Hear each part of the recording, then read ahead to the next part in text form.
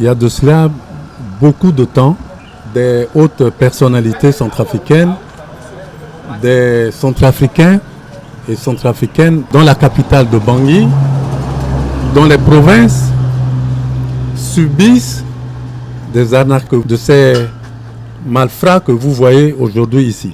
Le haut commandement militaire a intimé l'ordre au général d'armée, Zéphiré Mamadou, de tout faire pour dénicher ces malfrats afin de les présenter au peuple centrafricain victime de ces malfrats que vous voyez aujourd'hui ici. Nul n'est au-dessus de la loi. Ces malfrats aujourd'hui que le service de garnison de la zone autonome de Bangui a fait son travail pour mettre la main sur ces malfrats que vous voyez.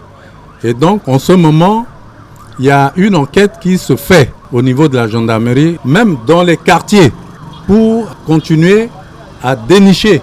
Parce que c'est une chaîne de malfrats, mais ceux que vous voyez aujourd'hui ici, ce sont ceux que notre service de garnison a pu faire de son mieux pour les avoir aujourd'hui.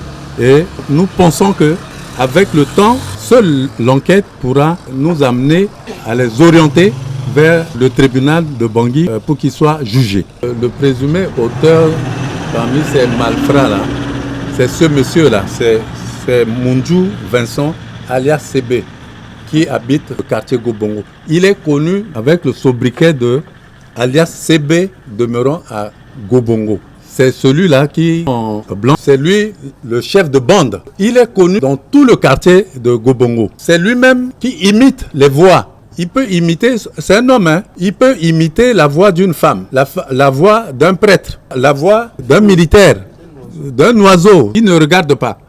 Mais il a un sens très développé.